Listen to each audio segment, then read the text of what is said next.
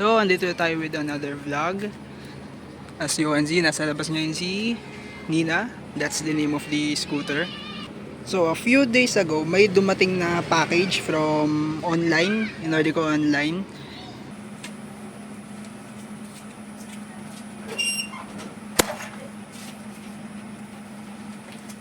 Ay. And ito yun. Fenders para sa scooter. Actually, para talaga to sa mga fat bike, pero in-order ko lang din. May dalawa pa dun sa loob. Ito ngayon, ikakabit natin sa likod. Kapalit na itong pulang fender na to kasi hindi pa rin siya enough. Pagka umulan o di ka pag mabasa yung kalsada, lagi pa rin ako natatalsikan sa likod. So, sa nakikita ko ngayon, dalawa butas na ito kaso mukhang maliit para sa screw na nakakabit dito. Tapos isa lang yung butas kaya magbubutas tayo ng bracket para dito. Tsaka babarinahin din natin tong plastic na fender niya para magkasya. Nagkaroon lang din ako ng another idea. Since meron pa tayong isa pa dito na fender na galing dun sa fat bike set na bili natin sa Shopee nung online. Gagawin ko din tong front fender. Tatapasin ko lang tong harap since masyado siyang mahaba para magkasya sa gulong. Anyways,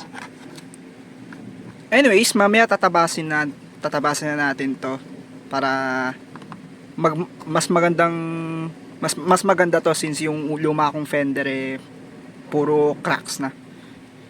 At ayan na nga, natabas ko na tong harapan ng fender.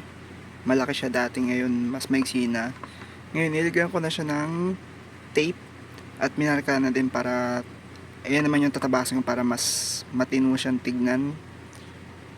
Para mas maganda siyang tignan pag nakakabit na. Dito tayo ngayon sa sa indoor workshop po for a bit of a side project. Lately kasi hindi na gumagana yung kill switch ko. Ito yung luma kong kill switch, so tinanggal ko muna and papalitan ko ng bagong kill switch na to.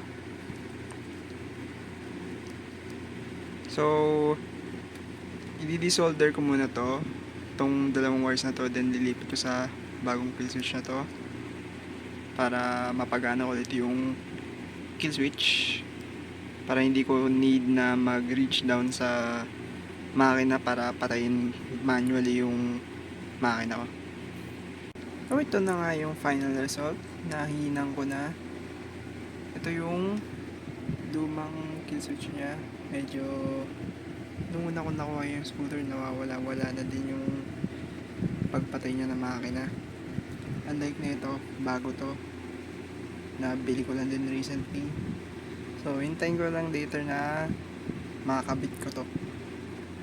So ito na nga yung fender, nakakabit na. And tinabas ko na din siya, focus. Ayan, tinabas ko na din siya na paanggulo para mas maganda siya tignan. Tinasang ko din yung pagkakamount sa kanya kasi yung dating fender niya tumatama yung bolts na pang mount dito sa gulong. Ngayon nawala na yung marka, pero kaya kailangan din tasin. Also, update din pala, in the meantime may dalawa akong na-install na mods. Una itong tune pipe para pampalakas lalo ng makina kasi ayun yung kailangan talaga ng mga 2-stroke.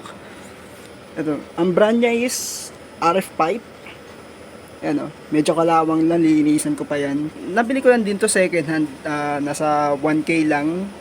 Pero typical na price niyan brand new is nasa 4,000. Tapos ito, pinalta ko na din yung upuan kasi nasira na din yung una. Nagkanda butas-butas na yung upuan kaya kailangan ko na ding palitin. Kaya palitin na din siya. So far, ayan pa lang naman yung mga mods code, pero bago matapos yung taon, dahil naging busy, bago matapos yung taon, may isa pa akong mod na ikakabit.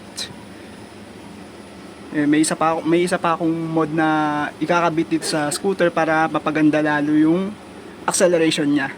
Hindi ko pa mapalitan sa ngayon yung makina kasi masyado pang mahal. Anyways, ito yung mga updates so far. Yan pa lang naman yung mga mods. Tapos pinalta ko na din pala yung wheel bearing kasi nasira na din yung luma niyan. Yan o. Yan, nasira na yung lumang wheel bearings kinalawang. Kaya kinakailangan ko na ding palitan. So yun, so far ayun pa lang naman yung mga updates ngayon.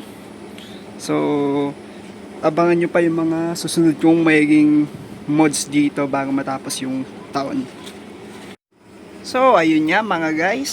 So plan ko din gumawa pa ng mas maraming content. Hindi lang about sa mods, about din sa mga rides and general mods, general vlogs ko lang, kumbaga. Kung mga ano pang pwede kong maisip para dumami lalo yung content. So anyways guys, if nagustuhan nyo, please subscribe to my channel and I'll see you on the next video.